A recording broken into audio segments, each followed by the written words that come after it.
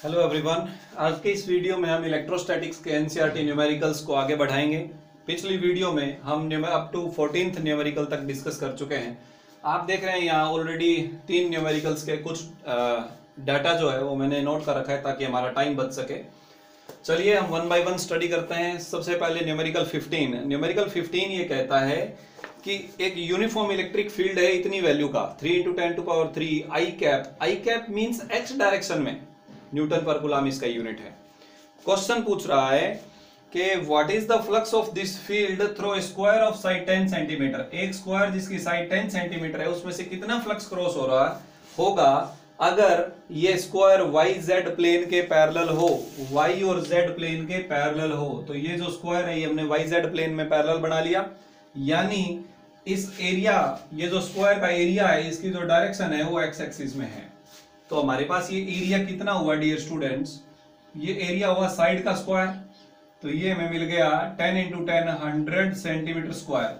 आप इसको metre square में कन्वर्ट करेंगे तो ये 10⁻⁻⁴ से मल्टीप्लाई हो जाएगा और ये बन गया मीटर स्क्वायर। तो ये ऑलरेडी आपके पास 10⁻⁻² मीटर स्क्वायर, ये एरिया आ गया। किस डायरेक्शन में? एक्स एक्सिस में।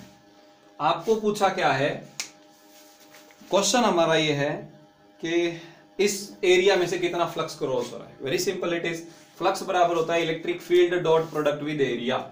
तो अगर हमें फ्लक्स कैलकुलेट करना है तो electric field dot product with area, field की वैल्यू गिवन है आपको 3 × 10⁻³, एरिया आपने निकाल लिया 10⁻⁻², दोनों का डॉट प्रोडक्ट दोनों एक्स एक्सिस में आई डॉट आई हो जाएगा 1। तो आपके पास 30 न्यूटन मीटर स्क्वायर पर कूलम जो है इसका आंसर आ गया कैलकुलेशन से। इसी का पार्ट बी क्या कह रहा है कि अगर ये जो एंगल एरिया और इलेक्ट्रिक फील्ड के बीच में है उसे 60 डिग्री कर दें, यानी स्क्वायर को कुछ इस प्रकार से रोटेट करें कि स्क्वायर का नॉर्मल, देखो एरिया की डायरेक्शन हमेशा उसके परपेंडिकुलर डायरेक्शन में कंसीडर की जाती है जिसे हम नॉर्मल बोलते हैं। तो एरिया का जो नॉर्मल है वो अगर फील्ड के साथ 60 डिग्री एंगल बनाए तो कितना फ्लक्स होगा। वेरी सिंपल, तो फ्लक्स का फार्मूला हो जाएगा E A cos theta, theta की जगह cos 60 डिग्री। आपको इलेक्ट्रिक फील्ड की वैल्यू गिवन है, एरिया की वैल्यू आपको पता है, cos 60 डिग्री आपको पता है, कितना होता है cos 60 डिग्री हमारे पास 1/2।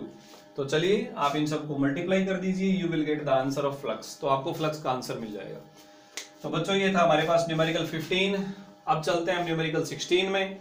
न्यूमेरिकल 16 आप स्टेटमेंट पढ़ सकते हैं एनसीईआरटी की बुक से, अगर आपके पास नहीं है तो एक बार के लिए मैं हिंट आपको दे रहा हूं।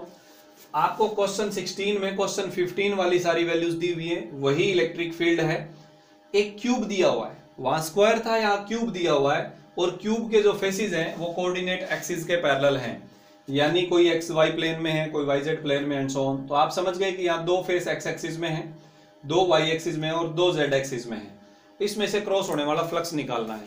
ऐसा न्यूमेरिकल हम पहले ही डिस्कस कर चुके हैं। देखो बच्चों, वाई डायरेक्शन से और जेड डायरेक्शन से कोई फ्लक्स क्रॉस नहीं होगा। क्यों नहीं होगा? क्योंकि इलेक्ट्रिक फील्ड हमारा सिर्फ एक्स डायरेक्शन में है। बिकॉज आप लिख सकते हैं वाई डायरेक्शन का फील्ड और जेड डायरेक्शन का फील्ड 0 है। एक्स डायरेक्शन का निकाल लीजिए, ये एरिया आ गया लेफ्ट साइड में, इलेक्ट्रिक फील्ड है राइट साइड में, दोनों के बीच में एंगल है 180 डिग्री। ये एरिया A1, ये फील्ड है E1। तो यहाँ पर फ्लक्स कितना होगा 5x1। एक्स एक्सिस में फर्स्ट फेज का फ्लक्स कितना होगा, इलेक्ट्रिक फील्ड यानी 3 × 10⁻³ डायरेक्शन कौन सी है, x axis, dot product with area, area जो भी है 10⁻⁻² मीटर स्क्वायर, डायरेक्शन कौन सी है, नेगेटिव एक्स एक्सिस यानी -i कैप। तो ये आपके पास हो गया 30, आई डॉट आई हमारे पास हो गया 1। तो 30 न्यूटन मीटर स्क्वायर पर कूलम हमारे पास फर्स्ट फेज का फ्लक्स आ गया। दूसरे फेज में एरिया और फील्ड दोनों सेम डायरेक्शन में है। अगर सॉरी एक गड़बड़ी हमने कर दी है, ये नेगेटिव साइन नहीं लगाया, -30 आएगा। दूसरे में हमारे पास थीटा जो है वो 0 डिग्री है और वही एरिया है उतना ही और उतना ही फील्ड है। इसका मतलब हमारे पास जो फ्लक्स है वो आएगा प्लस का 30 ऐसा यूनिट में। अब जोड़ दीजिए, +30 और -30 हो जाएगा 0। इसलिए इसमें जो हमारा टोटल फ्लक्स है क्यूब में से क्रॉस होने वाला वो हो गया 0। YZ में तो पहले ही फ्लक्स नहीं था, एक्स एक्सिस में जितना फ्लक्स इस डायरेक्शन में क्रॉस हो रहा है उतना ही फ्लक्स इस डायरेक्शन में क्रॉस हो रहा है। सॉरी थोड़ा गलत बोल दिया मैंने।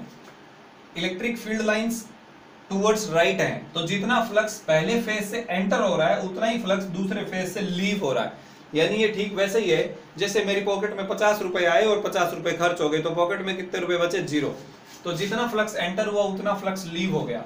एक्चुअल में यहाँ थीटा 180 था, यहाँ 0 था, एक नेगेटिव फ्लक्स आ गया, एक पॉजिटिव, दोनों को ऐड किया और हमारा आंसर आ गया 0। तो ये न्यूमेरिकल था डियर स्टूडेंट्स 16th। अब हम बात कर रहे हैं न्यूमेरिकल 17 की। सिंपल न्यूमेरिकल है, स्टेटमेंट का डाटा हमने ऊपर लिख रखा है।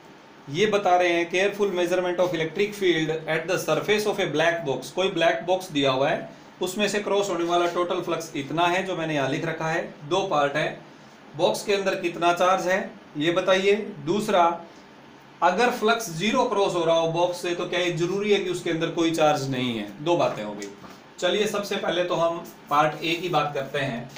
गॉस लॉ का यूज करें आप, और गॉस लॉ का यूज करके phi multiplied by epsilon naught, तो फ्लक्स को एप्सिलॉन नॉट से मल्टीप्लाई कर दो, आपको चार्ज मिल जाएगा। फ्लक्स की वैल्यू गिवन है, एप्सिलॉन नॉट की वैल्यू 8.85 × 10⁻12 ऐसा यूनिट्स में। तो आप इसे याद रखें, ये मैं पहले ही बता चुका हूं। ये पार्ट 1 हो गया हमारा।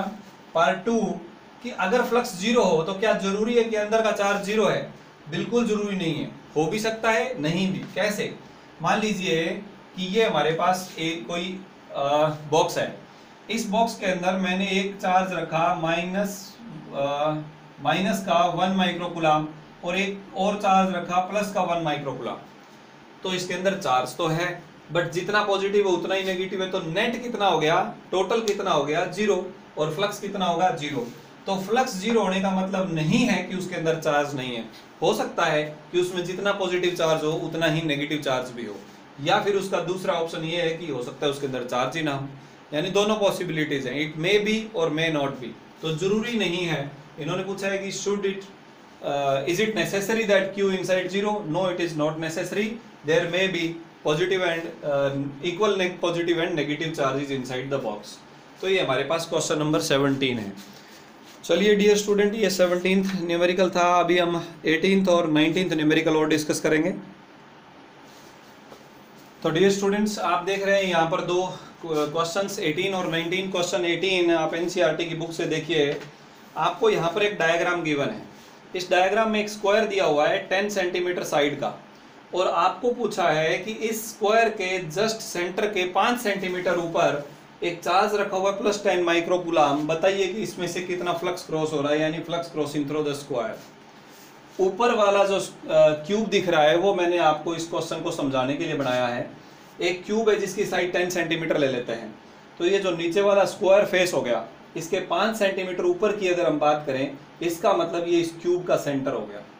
इट मीन्स हमें जो क्वेश्चन दिया हुआ है उसमें जो चार्ज है वो एक इमेजिनरी सरफेस मान लीजिए, गॉसियन सरफेस मान लीजिए, जो कि एक क्यूब है साइड 10 सेंटीमीटर का।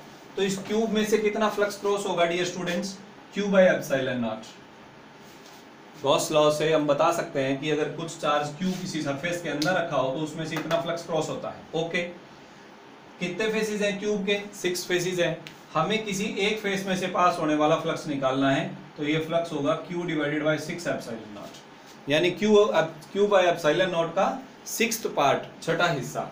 आई होप कि आप समझ चुके हैं कि मैं क्या कहना चाहता हूँ। चार्ज की वैल्यू गिवन है आपको 10 माइक्रोकूलम, माइक्रो की वैल्यू होती है 10⁻⁻6 डिवाइडेड बाय एप्सिलॉन नॉट, आपको पता है 8.85 × 10⁻12। आप इसे सोल्व कर लीजिए, आपको फ्लक्स मिल जाएगा ऐसा यूनिट्स में। सोल्व करने के लिए पहले 10 की पावर्स को सोल्व करें और फिर जो बच गया मल्टीप्लाई डिवीजन उसे सोल्व करें।